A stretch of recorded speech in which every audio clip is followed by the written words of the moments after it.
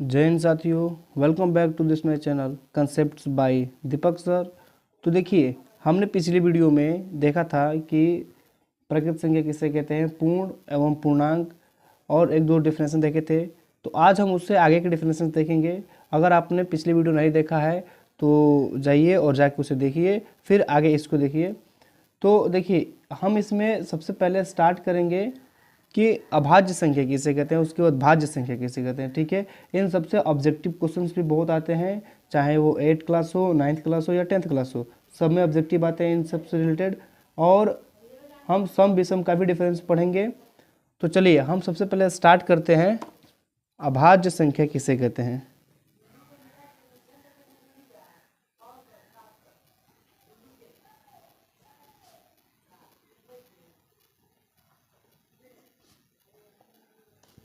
चलिए देखिए, अभाज्य संख्या किसे कहते हैं। तो चलिए दोस्तों, हम अभाज्य संख्या का डिफिनेशन देख लेते हैं।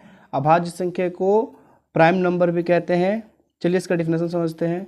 वैसी संख्याएं जो केवल एक और अपने आप से विभाजित हो उसे अभाज्य संख्या कहते हैं। ठीक है, जैसे 2, 3, 5, 7, 11, 13, 17, 19, 23, 29, 31, ऐसे करके ये कहाँ तक हम लिखे हैं, 100 तक। मतलब कि 100 के अंदर जितनी भी अभाज्य संख्या है मैं सबको लिख दिया हूँ, आप लिख लीजिए इसको। और देखिए नोट है, एक अभाज्य संख्या नहीं होती। ऑब्जेक्टिव में पूछा जा सकता है कि इनमें से कौन से अभाज्य संख्या नहीं है। तो आपको देख के तो यही लगेगा कि ये अभाज्य संख्या नहीं है, लेकिन ये नहीं होता है। ये तो अभाज्य संख्या होता है। ये देखिए यहाँ पे तो लिखा है, ये 2, 3, 5 इस साइड तो अभाज्य संख्या होता है। ये तो क्या नहीं है, इसमें से एक जो है ये हमारा आंसर सही होगा कि ये अभाज्य संख्या नहीं है। ठीक है, तो ऐसे ऑब्जेक्टिव नहीं छोड़ना है, ठीक ना। तो चलिए आगे हम देखते हैं। अब चलिए हम इसके बाद देखते हैं भाज्य संख्या।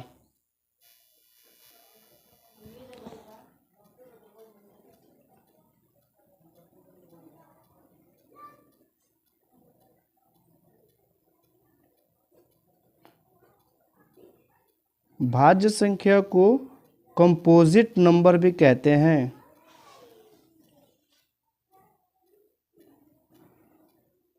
तो चलिए अब हम भाज्य संख्या के डिफिनेशन को समझते हैं। भाज्य संख्या को कंपोजिट नंबर भी कहते हैं। ठीक है, इसका डिफिनेशन देखिए, वैसी संख्याएं जो एक और स्वयं के अलावे किसी दूसरी संख्या से विभाजित हो उसे भाज्य संख्या कहते हैं। ठीक है, जैसे 4, 6, 8, 10, 12, 14, 15 इत्यादि।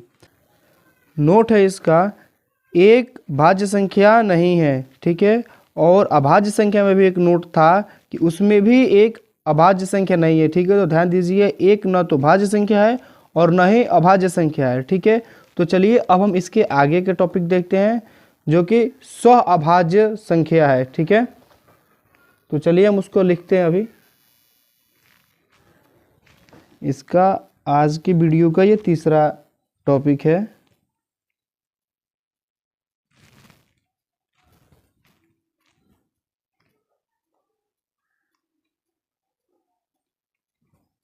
सह अभाज्य संख्याएं, इसको इंग्लिश में बोलते हैं को प्राइम नंबर्स।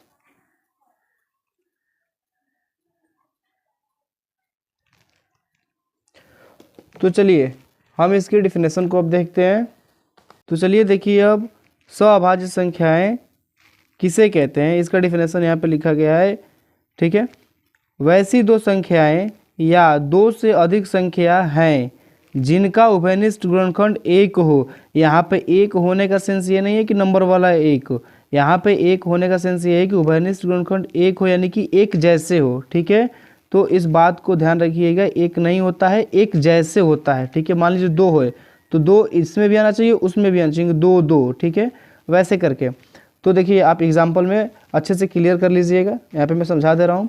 यहाँ पे 2,3, फिर दूसरा है 4,7, फिर तीसरा है 5,7, ऐसे करके बहुत सारे एग्जाम्पल्स हम बना सकते हैं। लेकिन हम आपको एक एग्जाम्पल देते हैं कि ये 2,3 का, देखिए 2,3 का अगर अभाज्य गुणनखंड निकालेंगे तो यहाँ पे तो निकाल दिया हूँ मैं पहले से ही ऑलरेडी, और यहाँ पे देखिए 3 का हुआ तो 1 आएगा, यानी कि 3 गुणे 1। अब इसमें देखिए कॉमन क्या है, यहाँ पर एक है, यहाँ पर एक है। एक होने का सेंस नहीं ए वाला एक, ऐसा नहीं, दोनों में एक जैसे ही संख्या होनी चाहिए। इसमें 2 है और इसमें 3 है तो ये नहीं होगा। इसमें एक है तो ये क्या है, ये सही है हमारा 100 अभाज्य संख्या है। ठीक है, अब ऐसे एक और एग्जाम्पल हम लेके आपको बता देंगे। चलिए हम आपको 100 अभाज्य संख्या का कुछ एग्जाम्पल लेके बता देता हूँ कि आपको खुद पहचानने आ जाए कि ये 100 अभाज्य संख्याएं हैं या नहीं है। ठीक है, तो हम सबसे पहले एक एग्जाम्पल लेते हैं 5,7 का। ठीक है, तो अब इसका देखेंगे कि ये इसका 100 अभाज्य संख्या है या नहीं है। तो पहले सबसे पहले इस संख्या को हम अभाज्य गुणनखंड निकालेंगे। ठीक है, तो इसका निकलेगा 5,1। ठीक है, तो इसका गुणनखंड हम लिख दे रहे हैं 5,1। और चलिए देखिए 7 का, तो हम 7 का निकालते हैं यहाँ पर, तो 7 एकम 7। अब इसका अभाज्य नहीं, इसका गुणनखंड क्या होगा, 7 एकम में 7। अब देखिए इसमें कॉमन क्या क्या मिला, यहाँ पर एक है और यहाँ पर एक है, यानी कि इसका जब कॉमन एक मिला है यानी कि इसका उभयनिष्ठ कितना होगा, 1। तो ये क्या है, 100 अभाज्य संख्या है। ठीक है, इसको 100 अभाज्य संख्या है। अब अगर हम दूसरा एग्जाम्पल ले लें, जैसे कि यहाँ पर 6 का लेते हैं और 12 का ले लेते हैं। अब इसको देखना है कि ये 100 अभाज्य संख्या है कि नहीं है। तो इसको कैसे देखेंगे, सबसे पहले 6 का हम क्या करेंगे, तो गुणनखंड निकाल लेंगे। अभाज्य गुणनखंड निकालने पे 2 गुणे 3 यही आएगा। अब 12 का देखिए, 2 से पहले कटाएंगे, फिर 6 आएगा, फिर 3 से कटाएंगे, फिर 2 आएगा, 2 से भी कटा सकते हैं पहले, फिर 2 से तो 1 आएगा, यानी कि 2 गुणे 3 गुणे 2 यही आएगा।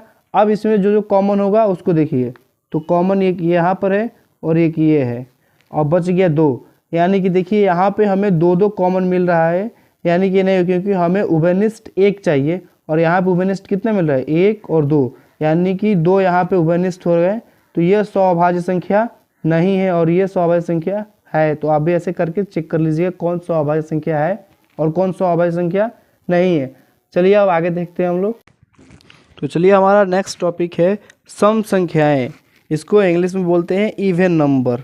ठीक है, सम संख्याएं यानी कि इवन नंबर। 5वां टॉपिक है हमारा विषम संख्या। क्या है बाबू, विषम संख्या। विषम संख्या किसे कहते हैं,